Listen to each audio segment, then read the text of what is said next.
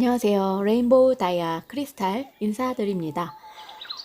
기적 방송국에 오신 여러분을 환영합니다. 네, 오늘은 2020년 5월 16일 토요일입니다. 여러분 행복한 주말 오후인데요. 네, 우리는 로켓 CEO, 맥도날드 창업자 레이 크록 이야기를 들으면서 여러분은 어떤 생각을 하시나요? 네, 저는 이 책을 보고 이 레이 크록이라는 사람을 알게 되면서부터 열정이 점점 더 늘어나고 내 일에 대한 정열도 늘어나며 시간이 너무나 소중하게 느껴지더라고요. 이분의 투잡, 이분의 인생, 이분의 동료들 하나하나 믿음을 가지고 끈기와 열정, 의지, 정말 대단하신 분들입니다. 이분들을 알게 돼서 너무너무 감사합니다. 이 로켓 CEO는 레이 크록이 지었고 이 영래 옮김, 야나이 다다시, 손정희 해설이 있었습니다. 네, 오늘도 세 번째 시간 이어갑니다. 로켓 CEO, 사업은 부분에서 전체로 나아간다. 적재적소에 놓인 인재들에 대해서 얘기를 하시는데요. 프레드 터너가 바로 가맹점 운영 관리자로 내가 점 찍어 놓은 사람의 이름이었는데 그분이 사무실에 걸어 들어오던 모습이 아직도 생생하다. 훗날 맥도널드의 사장, 이후에는 회장이 되었지만 처음 만났을 때 그는 소년 티를 겨우 벗은 23살의 청년이었다. 유난히 앳된 얼굴에 보는 사람도 저절로 따라 웃게 만드는 미소를 지니고 있었다. 그들의 목표는 맥도날드 가맹권을 사서 매장을 운영하는 것이었다. 자, 매장이 준비될 때까지 데스플레인스 매장에서 일을 하며 요령을 익히는 게 어떻겠냐고 제안했는데 그 프레드는 이를 수락했어요. 어린 나이에도 불구하고 그 열정과 그게 무시 못할 일이었죠. 본인들이 이어나갈 가맹점이라 열심히 하고 싶었고 즐겁게 하고 싶었던 것 같아요. 시급 1달러에 즉시 일을 시작했다. 그는 가족에게서도 사업 준비 명목으로 일주일에 85달러씩 지원을 받고 있었는데 이 돈은 결국 갚게 된대요. 프레드는 정말 일을 잘했다. 프레드는 1957년 1월에 우리 사무실에 왔고 우리가 전국에 25개의 맥도날드 매장을 오픈한 해였다. 스테인레스 마법사로 불리던 라이트너, 이퀴먼트사의 담당자 짐 신들러와 일리노이 레인지사의 영업사원 사이그 차코우도 마찬가지였다. 짐과 사이그는 마치 우리 회사에 직접 속한 사람들처럼 일을 했다. 플로리다 세러소타 지점의 경우 위생국으로부터 같은 공간에서 밀크쉐이크와 햄버거를 만드는 것이 비위생적이니 시정하라는 지시를 받았다. 해리 나는 1957년이 끝나가던 어느 날 헬링턴 하인츠에 있는 내 집에 함께 모여 있었다. 머리를 쥐어짜며 전략회의를 한 후 접대실에서 세러소타 무용담에 대해 이야기를 나눴다. 우리는 매장을 오픈할 때마다 늘 아슬아슬하게 구사일생한 기분을 느끼곤 했다. 37개의 맥도날드 햄버거 레스토랑이 영업 중이었고 다가올 새해에는 사업이 훨씬 더 성장할 것이라 생각하니 아찔했다. 맥도날드 형제가 1953년 금색 아치가 있는 건물을 설계할 때도 웃지 못할 일이 생겼다. 그들은 창구와 설비를 효율적으로 배치해서 직원들의 동선을 최소화하는 방법을 연구 중이었다. 맥과 딕의 집 뒤에 테니스 코트가 있었는데 그들은 아트 밴더와 몇 명의 다른 가맹점 운영자들을 불러서 테니스 코트 위에 분필로 실제 크기의 배치도를 그리게 했다. 다 큰 어른들이 햄버거와 프렌치 프라이, 밀크쉐이크를 준비하는 흉내를 내며 돌아다니는 모습은 정말 우스꽝스러웠을 것이다. 시스템을 만들어가는데 굉장히 많은 실험이 있었습니다.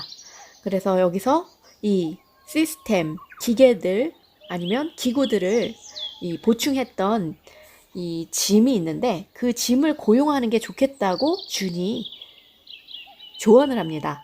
이 여자는 평소에 조언을 굉장히 부드럽게 돌려가면서 하는 부분이 있어요. 여성적인 직관에 중요한 의미를 두었다고 하는데 실제로 그녀가 심령술을 하는 게 아닌가 생각하는 사람들도 있을 정도였대요. 그녀는 말뚝을 박는 망치처럼 저돌적인 두 사람, 해리와 나 사이에서 완충작용을 했다. 준 덕분에 우리는 정면 충돌을 대부분 피할 수가 있었다. 해리는 학자 같은 유형이었다. 그는 경영 이론과 경제 원칙을 기반으로 상황을 분석했다. 반면에 나는 세일즈맨으로서의 직감과 사람에 대한 주관적인 평가에 입각해서 일을 추진했다. 불같은 리더, 얼음 같은 리더. 사람들이 내게 자주 하는 질문 중에 하나가 어떤 방법으로 경영진을 선택하느냐 하는 것인데, 적절한 사람을 요직에 앉힌 것이 우리 조직의 성공에 큰 역할을 했기 때문이다. 나는 그리 만족스러운 답을 내지 못한다. 내 대답은 경영학을 공부하는 학생들이 교과서에서 접하는 원칙들과 그리 다르지 않을 것이다. 진짜 대답을 찾기 힘든 이유는 판단에서 중요한 것은 원칙 자체가 아니라 그 원칙을 적용하는 부분이기 때문이다. 물론 내 판단이 틀리는 경우도 있을 테지만 많지는 않으리라고 확신한다. 한 번은 웨스트 코스트 지부의 중역인 밥 프로프트와 매장을 둘러보다가 젊은 매니저 한 사람에게 아주 좋지 못한 인상을 받았다. 매장을 떠나면서 나는 밥에게 이렇게 말했대요. 저 사람은 해고하는 게 좋을 것 같아. 레이, 그러지 마세요. 어린애잖아요. 좀 두고 봐주세요. 태도가 괜찮은 녀석이에요. 조만간 잘 해내게 될 겁니다. 네, 저도 이런 생각이에요. 태도라는 것은 사람의 행복이라는 그 주관적인 관점을 바꿀 수 있게 만드는 것 같아요. 네, 밥 프로프트는 자신의 신념을 위해 용기를 내는 사람이었다. 그가 훌륭한 경영자가 될 수 있었던 것은 바로 그 덕목 때문이다. 그는 언제든 자기 사람들을 보호했다. 해군 출신인 밥은 발등에 불이 떨어져도 냉정함을 잃지 않는 사람이었다. 그 이후에 밥의 동의하에 밥을 믿은 거죠. 그 이후에도 한 6개월 정도 기회를 주었대요. 그렇지만 그 이후에 밥도 손을 듭니다. 가능성 없음. 지금은 밥 프로프트도 자신이 그때 틀렸다는 점을 인정한다. 양쪽 모두에게 불행한 결과일 수도 있다. 더 중요한 것은 결국 막다른 길로 판명난 일에 인생의 소중한 몇 년을 보낸다는 사실이다. 그런 면에서 해리 손번의 경영 스타일은 사뭇 나와 다르다. 해리는 차분하고 감정에 좌우되지 않는 태도를 견지하지만 직원들의 활기와 열정을 불러일으키는 유형은 아니다. 나는 사람들에게 열정을 불어넣고 그들이 일에 미쳐서 어떤 결과를 만들어내는 과정을 지켜보는 게 좋다. 햄버거 빵에서 아름다움을 느끼려면 마음가짐부터 달라야 한다. 낚시용 인조 미끼의 작은 솜털을 감탄하면서 바라보거나 나비 날개의 섬세한 색상과 조직에 경이로운 시선을 던지는 것은 이상한 일이 아니다. 그런데 햄버거 빵의 결과 부드러운 실루엣에서 우아함을 발견한다면 맥도날드의 열정을 품은 사람 앞에서 밀가루와 이스트가 섞인 이 둥그스름한 덩어리는 진지한 분석의 가치를 지닌 오브제, 초현실주의의 미술에서 작품에 이용해 새로운 느낌을 일으키는 일상적인 물건들이 된다. 프레드 터너는 햄버거 빵에 이런 방식으로 집중했다. 잘 굴러가는 레스토랑은 1등 야구팀과도 같다. 각 직원의 재능을 개발하고 서비스 시간을 1분 1초라도 앞당기기 위해 모든 가능성을 활용한다. 프레드는 계속해서 작은 변화를 주어 상자를 개선했다. 그는 상자의 뚜껑이 절반까지 내려오는 것보다 상자 바닥까지 완전히 내려오면 빵이 촉촉함을 더 오래 유지할 수 있다는 사실을 발견했다. 프레드와 일하는 것은 항상 편했다. 그도 나처럼 세부적인 것에 신경을 쓰는 사람이었기 때문이다. 새로운 아이디어를 낼 때 모든 부품이 제 기능을 하는 하나의 완성된 체계를 세우는 사람들이 있다. 나는 그런 식의 원대한 구상을 하지 않는다. 나는 부분부터 전체로 나아간다. 세부적인 것을 완벽하게 만들기 전에는 절대 규모가 큰 아이디어로 넘어가지 않는다. 나로서는 이 방법이 훨씬 융통성 있는 접근이다. 나는 경영자의 아내가 남편의 일에 참여하는 것을 적극 권장한다. 남편이 불판을 다루든 자기 매장을 열기 위해 땀을 흘리든 깨끗한 책상 앞에 앉아 종이를 넘기든 마찬가지다. 어떤 일이든 하나보다는 둘이 머리를 맞대는 편이 훨씬 낫다. 맥도날드가 누구에게나 성공을 가져다 주지는 않는다. 맥도날드 레스토랑으로 성공을 거두려면 근성과 인내력이 필요하다. 특별한 재능이나 지적 능력이 필요한 것은 아니다. 상식을 가지고 있고 원칙에 충실하며 열심히 노력하는 것을 좋아하는 사람이라면 누구나 가능하다. 나는 많은 가맹점 운영자들 앞에서 늘 단호하게 말해왔다. 맥도날드 매장을 마련해서 끈질기게 노력한다면 어떤 사람이든 무조건 성공할 수 있다고. 많은 사람이 백만장자가 될 수 있다고 말이다. 맥도날드 형제와 나는 손발이 전혀 맞지 않았다. 나는 맥도날드를 가장 크고 좋은 회사로 만들겠다는 생각이 확고했다. 하지만 그들은 손에 쥐고 있는 것에 만족했다. 더 이상의 위험이나 부담에 시달리는 것을 원치 않았다. 내가 할 수 있는 일은 많지 않았다. 캘리포니아는 시카고와 너무 멀리 떨어져 있고 효율적으로 일을 처리하기 힘들었다. 광고와 홍보를 바라보는 태도는 두 가지로 나뉜다. 광고 프로그램이나 홍보 활동에 드는 돈을 모두 비용으로 계산하고 못마땅하게 여기는 부류도 있다. 하지만 나는 기획자의 관점에서 생각하기에 광고나 홍보에 주저없이 돈을 쓴다. 그것이 곧 이익으로 돌아오리라는 것을 알기 때문이다. 물론 매번 같은 형태로 돌아오진 않는다. 바로 이런 이유로 광고의 효용을 알아보지 못하고 거기에 드는 돈을 아까워하는 사람들이 있는 것이다. 그런 편협한 시각으로 볼 때는 오로지 통장에 찍히는 현금만 이익으로 보게 된다. 하지만 이익은 여러 가지 다양한 방식을 띈다. 그중 최고의 이익은 바로 고객의 얼굴에 떠오르는 만족의 미소이다.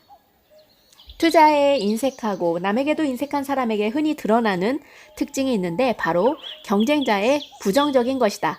이런 사람들은 경쟁자를 시기심으로 바라보는데 경쟁자의 영업 비밀을 알아내려고 하고 가능하다면 그들의 기반을 무너뜨리고 싶어 한다. 때로는 오명을 씌우기 위해 갖가지 꼼수를 쓰기도 한다. 다행히 우리 맥도날드 조직에는 그런 사람이 많지 않았다. 경쟁사의 영업에 대해 알아야 할 모든 것은 그쪽의 쓰레기통을 보면 알 수 있다고. 분명히 말하지만 나도 경쟁사에 대해 알고 싶은 것이 많다. 전날 고기를 몇 상자 사용했는지, 빵을 몇 봉지나 사용했는지 알아보려고 새벽 2시에 경쟁업체에 쓰레기통을 뒤진 적이 한두 번이 아니다. 나는 경쟁사와의 싸움에 긍정적인 접근법을 사용하는데 우리의 장점을 드러내고 품질, 서비스, 청결, 가치를 강조하면 경쟁자는 그것을 따라잡다가 제 풀에 지치게 된다. 나는 이런 경험을 여러 차례 했다. 앞서 언급했던 프레드의 친구 조 포스트가 운영하는 미주리 스프링필드의 맥도날드는 주변 사람들에게 강력한 경쟁 업체였다. 그가 큰 성공을 거두자 그 지역에는 맥도날드를 모방한 패스트푸드 음식점들이 우후죽순 생겨났는데 조는 그들을 하나씩 나가 떨어지게 만들었다. 경쟁업체를 모방하거나 스파이를 심어 영업 비밀을 캐냈던 것이 아니다. 단지 대중들에게 맥도날드의 오랜 신념인 품질, 서비스, 청결, 가치를 보여준 것뿐이었다.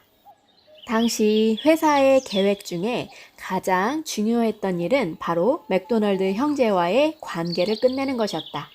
개인적인 이유가 큰 몫을 했대요. 신경을 건드리기 시작한 거죠.